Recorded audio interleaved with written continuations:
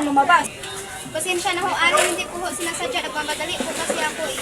Pasensya kung lahat ng kawalang ingat mo ay pagpapasensya na pagpasensyahan ay makakapatay ka ng tao. Dapat tumatabo kayo,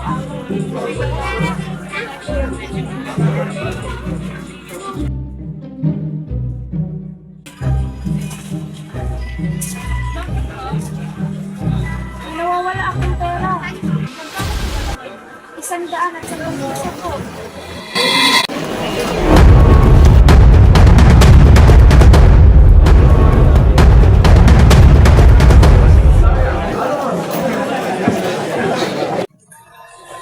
Nakita na kita. Ikaw ang kumuha ng pitaka ko. Huwag ka na magkaila. Ano kita, wala sa akong kinuha sa inyong pitaka. Kunwari, binangga mo ako kanina. Diyan kayo magaling sa diskarte mo yan. Kita kayo kanina sa palengke. Aba, nakita kita sa palengke kanina. Binangga ako at pagtingin ko sa bulsa, wala nang laman. Ang mabuti ko, pakulit mo yan kasi sa palengke maraming nabili para ng batang ganyan. Ikaw, sumama ka sa akin. Hindi po ako nagalhin.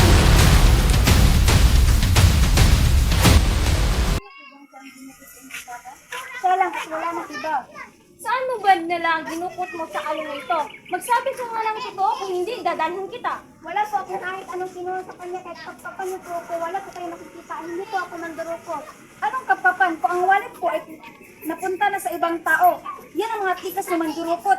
Dalawa-dalawahan at tatluhan kayong lahat. Mabuti kung yata ay dalhin natin iyan. Kung walang gagawa, ay pinagkaguluhan tayo ng mga tao rito. Hirap sa inyo ay, sabad kayo ng sabad eh. Kung gusto niyong dalhin ngayon ang batang ito, pati kayo ay sumama sa akin sa kwartel at doon sabihin ang gusto niyong gawin. Binatain para magpapaanin sa'yo. Ako ang gumawa para mapaanin ka. Saan? Saan? Saan? Hindi ala!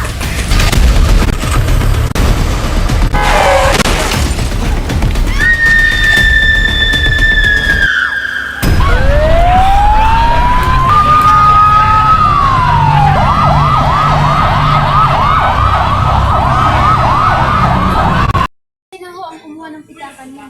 Sa tingin niyo po ba ay magbabayad ako nito? Tingin ko hindi naman. Maaari niyo po ba akong umalis? Maaari ko bang kuhanin ang inyong pangalan para pag may kailangan ay matatawagan kayo? Sige po.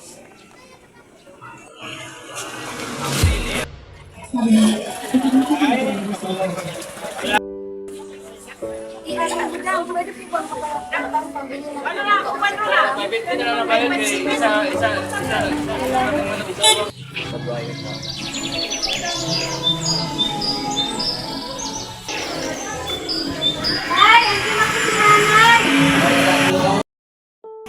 Saan ka kumuha ng pinamili mo, nanay? Hindi sa pitaka ko.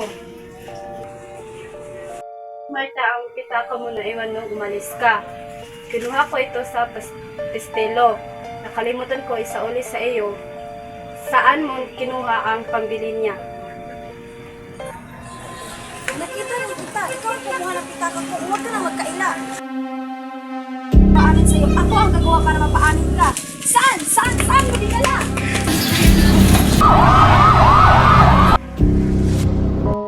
Anong nagawa ko? Ang hirap maging mahirap, no? Pero alam mo, ang pagiging mahirap ay hindi lisensya para pagbintangan sila ng walang ebidensya. Ang pera mo na nanakaw sa iyo ay maaaring bumalik. Pero paano ang buhay? Mababalik pa ba? Oo, kailanman ay hindi na.